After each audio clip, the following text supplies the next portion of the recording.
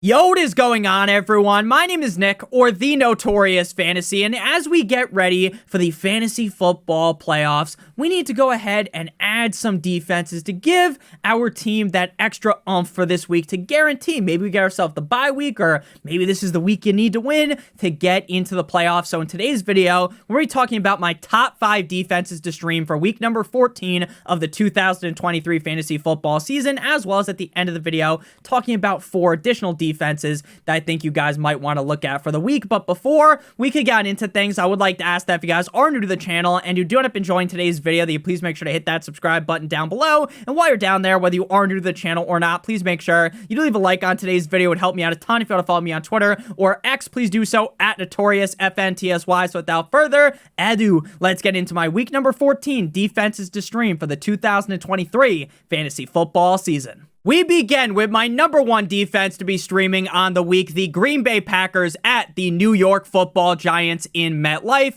This is one of 2 games on Monday Night Football, so we have the Packers at the Giants, as well as the Miami Dolphins going up against the Tennessee Titans in Miami. Both of these games kick off at the exact same time, and both of the games, if we're being honest with you, aren't really the best. We have 2 good teams going up against 2 pretty stinky teams. So the Packers defense is being rostered in 24.4% of leagues on ESPN and 26.3% on NFL. The Packers defense has definitely been on fire as of recently. Last night on Sunday Night Football, the Packers defense locked Mahomes into jail and threw away the key. I'm locked up, don't let me out, right? This was a game where Patrick Mahomes looked flustered. This Chiefs offense was pretty limp dick, and the Packers defense, like I said, is on fire because not only did the Packers beat the Chiefs on Sunday Night Football, eating that W 27-19, having 3 sacks, 1 INT, and 19 points allowed, they also are coming off a Thursday victory on Thanksgiving up against a Lions offense that has been relatively potent all season, a great Lions offense, and they turned Jared Goff into a fumble machine. So I'm not here to lie to you guys and say that the Packers defense has been amazing all season and that the Packers defense hasn't faced some trials and tribulations being up and down, but as of recently, the Packers defense is rock hard. They are Viagra hard, and I fully expect the Packers defense to be able to shut the door on the Giants offense. I love Tommy DeVito. I'll be rooting for him, but when push comes to shove, we know what is going to happen. The Packers defense is going to decimate the Giants. The Giants have one of the worst offensive lines in the NFL. Tommy DeVito is going to be getting rocked all game long, and I think that the Packers defense is going to be the best defense to stream on the week. Now, the Giants were on bye last week, so we got to go back to week number 12 for their opponent's defensive stats. In that game, it was the Giants versus the Patriots at home in MetLife. They lose, or the Giants win 10-7. The Patriots defense take the L 7-10. 6 sacks, 1 fumble recovery, 10 points allowed. Again, 5+ sacks feel almost like a guarantee for the Packers. And I think that Tommy DeVito is going to struggle in a big way in this spot. I think the Packers, in one of 2 games on Monday Night Football, are going to put on a masterclass. This is a Packers team that has playoff aspirations. And if the defense keeps humming like this while Jordan Love is playing this well, this is a team that could potentially make some noise in the playoffs. So the Packers defense up against a shit-tier Giants offense, to me, they're a no-brainer pickup as my number 1 defense to stream on the week. At number 2, we got the Houston Texans at the New York Jumbo Jets. Now, funny enough, and it really isn't that funny, we have 2 games in a row on that MetLife turf. I'm sure everything's going to go fine, right? Knock on wood, we don't root for injuries. I'm not rooting for injuries here. Right? I'm a Dolphins fan. Jalen Phillips tore his Achilles on the same field that Rodgers did. Right? The turf in MetLife is terrible. Why in the fuck are there 2 games in a row at the same stadium? Back-to-back days. It doesn't make any sense. But hey, don't shoot the messenger, right? I'm just the guy talking about it.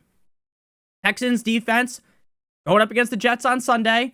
13.7% rostered on ESPN, 4.8% rostered on NFL. Now, it still feels like a mystery as to which quarterback will suit up as the starter against the Texans for the Jets. Boyle looked bad, but Simeon looked like a blind dog. You know, everyone kind of has that friend that has a blind dog, right? Normally the dog is white, it's a little dog, and it pisses everywhere, right? That's what Simeon looked like out there.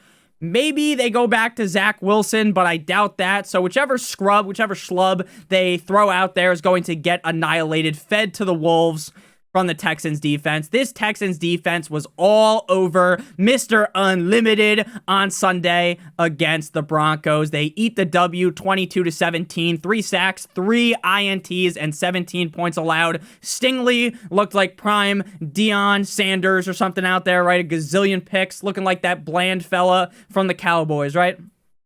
It was unreal. The Texans defense shut down. And again, this wasn't Russell Wilson from earlier in the season. This isn't Russell Wilson from last year. That's a turnover machine, right? That's cooking up like a McDonald's meal. This is a Russell Wilson that's been cooking up 5-star Michelin meals like fucking Gordon Ramsay out there. And the Texans defense suffocated that offense. This is a Texans defense that I've been talking about all year as low-key, kind of sneaky good. You know, not a defense that's like amazing, that everyone's banging the drum, giving the gawk 9,000 special to, the dick suck special. But hey, this is a defense that is solid. Their head coach, D'Amico Ryans, is a defensive guru, and all these players are kind of gelling quite well. And now they're going up against a Jets defense that I could get a sack, right? I could sack Tim Boyle, Trevor Siemian, or Zach Wilson, whoever goes out there. The Falcons defense, week 13 at the Jets, W 13-8 in the rain, 4 sacks, 1 INT, 2 fumble recoveries, and 6 points allowed. 2 of the points the Jets scored were on a safety, right? The Falcons defense isn't amazing. No one is claiming they are.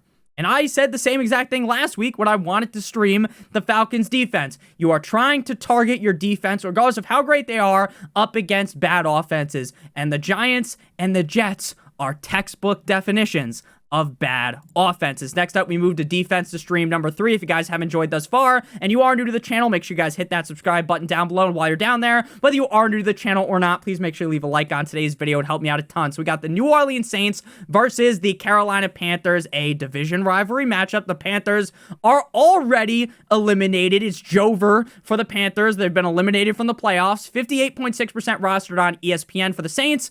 35.5% rostered on NFL. Saints defense, week 13 versus the Lions. Things weren't pretty. The Saints defense got spit roasted. Now in the second half, they started to make a comeback. It was like, oh, maybe the Saints, maybe the Lions are a little bit fraudulent. The Lions this, the Lions that. And then ultimately, it doesn't matter. The Saints lose 28-33. 1 sack from the Saints defense and 33 points allowed. The Saints defense definitely very underwhelming compared to what I thought they were going to be going into the season. But again, you don't need a Goliath. You don't need King Kong, Godzilla out there to beat the Carolina Panthers offense. The Buccaneers defense, that's pretty just against the Panthers. They win 21-18, 4 sacks, 1 INT, 18 points allowed. I will give it to the Panthers after they fired Frank Reich and they brought in their special teams coach to be the interim head coach, right? It really did feel like they were buzzing around a little bit more.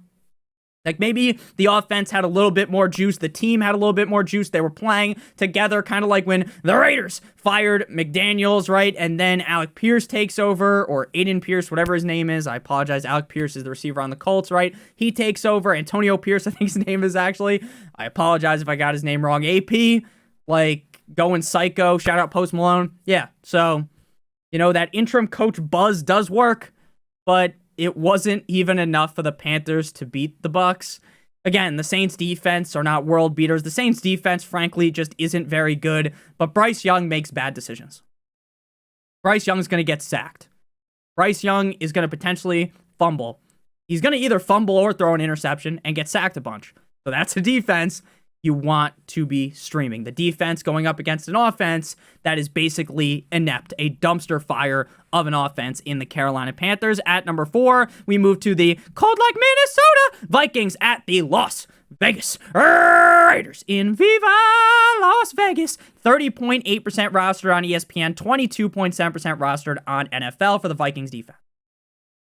Now, the Vikings were on bye last week, so we got to go back to week number 12, their primetime matchup against the Bears. This was a game, if you guys don't remember, I'm sure everyone remembers, this was a game where both offenses basically had whiskey dick. They were both limp dick. They could not do anything. The Vikings lose 10-12. Josh Dobbs is a turnover machine. Justin Fields looks like Stevie fucking Wonder trying to do anything. It was embarrassing. Like, it was a very hard game to watch. Vikings get the W, or actually they eat the L. The Bears actually won a game, which I know was so shocking that I said it wrong. The Vikings lose 10-12. The Vikings defense, 3 sacks, 2 fumble recoveries, 12 points allowed. Now, the Raiders are a team that are kind of interesting because it seems like in the first couple of drives of the game, under their new head coach, Aiden O'Connell typically comes out hot. Right? Like, it wouldn't surprise me if, while how great the Vikings defense has been recently when Brian Flores kind of whipped these guys into shape, right?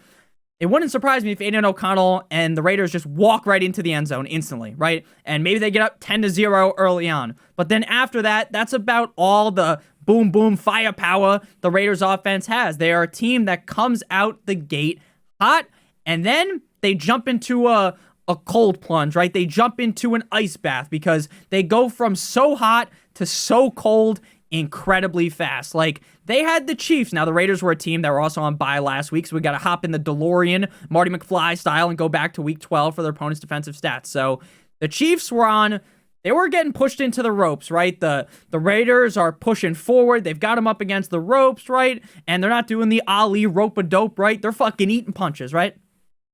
They're eating a million punches. They get knocked down, right? Tyson Fury against Wilder. And you know what happens? Just like Undertaker, just like Tyson Fury, they wake up, right? The Chiefs eventually wake up. And while the Raiders, it was like, oh my God, the Chiefs are frauds, this, that, and the other thing. The Chiefs win 31-17. The Chiefs defense was all right. 1 sack, 17 points allowed. I think the Vikings defense is pretty comparable to the Chiefs defense at this point. Again, the Raiders offense, just after the first quarter of the game, runs out of juice, right? They run out of fuel, and it's not like Drake and Josh where they're like, is E stand for extra fuel? No, E is empty, pal. Nothing extra, right? They're going to come out hot. I can already see it coming. Pause, right? I know what's going to happen. The Vikings are going to be back against the ropes. Haymakers. Right? Josh Allen touchdown. Not Josh Allen. Josh Jacobs touchdown. Right? Or Devontae Adams touchdown. Jacoby Myers touchdown. Right? And then, you know, the Vikings offense might come out a little limp dick. Right? They come out a little soft. And then, you know, the Raiders hit him with another haymaker. Bam! Right? Maybe now it's 10-0. And then that's all the Raiders have. Right? They've blown their load. We're 1 quarter into the game, and that's it. That's probably exactly what's going to happen. So, the Vikings defense against the Raiders should be fine. Again, O'Connell will definitely throw a pick. Maybe 2. He's going to get sacked a couple times. The Vikings defense just feels fine in this spot. Again, I'm not going to sit here and bang the drum aggressively for him. They feel just fine. Before we move on into the final defense to stream, as well as the additional defenses to stream that we'll talk about at the very end, I would like to give you guys a quick word from our friends and our sponsor over at Underdog Fantasy. Underdog Fantasy is the best place to play NFL Pick'em in the whole entire universe, and Underdog has a great offer for you guys today. But first, I want to explain how the Underdog Pick'em works. So what are we talking about tonight? Monday Night Football, the Bengals at the Jaguars. So we have to pick a minimum of 2 players from at least 2 different teams. So we're to take 1 Bengal and 1 Jacksonville Jaguar. First, we're going to go ahead and go with Evan McPherson, higher than 1.5 field goals made. I think the Bengals might be able to move the ball past the 50, and then McPherson will do his work from there. This isn't a Bengals offense with Jake Browning that I expect to be scoring a bunch, but I do think that Evan McPherson can get at least 2 field goals in this game. And then for the Jaguars, I want to go ahead and go with Calvin Ridley, higher than 56.5 receiving yards, with Jones now back on the team. Back with the team, Ridley's been balling a lot better, playing a lot better, and I think he replicates that this week against the Bengals. So if both of these hit, we'll get 3 times our entry fee. If you do 3 picks, it's 6 times, 4 picks is 10 times, and 5 picks is 20 times your entry fee. Obviously, all of the picks have to hit. Now, if you live in one of the states listed on your screen right now, and you are new to Underdog and use promo code Notorious, or click on the link in the video description, you'll get a first match deposit bonus of up to $100. You deposit $100. They give an additional $150, additional $50, $25, additional $25. The minimum deposit on Underdog is $10. If you have a gambling problem, please make sure that you call 1-800-GAMBLER. Back on into things here. Final defense to stream before we get into the additional defenses. The Indianapolis Colts at the Cincinnati Bengals. 25.7% rostered on ESPN, 32.9% rostered on NFL. Now, I don't know what the Colts have been drinking, if they're waking up on the right side of the bed or something, because they've been eating their Wheaties, because holy fuck, the Colts defense has been amazing over the last couple of weeks.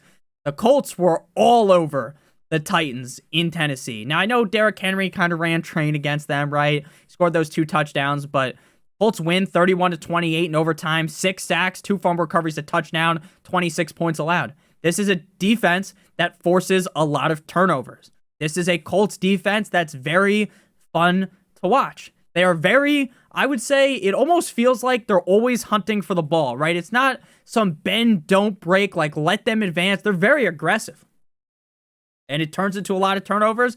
You know, it wouldn't surprise me if the Bengals with Jake Browning dropped 21 plus on the Colts, but I think that Browning is going to get hit a bunch. I think that there's going to be picks, and I think there might be a fucking touchdown from the Colts defense. Now, again, if you look at the roster of the Colts defense, they don't look great, right? They're kind of like a diamond in the rough. And maybe this is a Linsanity run, right? Maybe the Colts defense cools down, becomes ice cold. Did I say the Chiefs defense? I meant the Colts defense, right? They kind of cool off. Maybe, right? But why not take the chance against the Bengals? I know they've got Jamar Chase, they got T. Higgins, they got Tyler Boyd, they got Mixon, but they don't have Burrow, right? If Joe Burrow was starting in this game, we wouldn't be talking about the Colts, even with how good they've looked recently. We wouldn't be talking about them because that would be ludicrous. Right? It would be. But against Jake Browning, it makes a decent amount of sense. Now, the Bengals have not played yet because they play tonight on Monday Night Football against the Jaguars, so we got to go back to week number 12. We went back to week 12 like 15 times already. Steelers defense, week 13 at the Cincinnati Bengals. W, 16-10 for the Steelers, 4 sacks, 1 INT, 10 points allowed. Now, is the Colts defense as good as the Steelers defense? Fuck no, baby! But could the Colts defense, again, pressure Browning enough into him making mistakes? Again, Jake Browning is not the greatest quarterback on earth, right? Everyone knows that, right? Is he a little bit better than people might give him credit for? Sure. But again, it's not like he's some top 12 quarterback. It's not like he's Gardner Minshew when Anthony Richardson went down, right? Or it's not like he's Nick Foles, 9-inch Nick when Carson Wentz got hurt, right? That's just not the type of guy that he is. So, Colts defense up against Jake Browning. Seems like there's some pretty solid defenses to stream this week.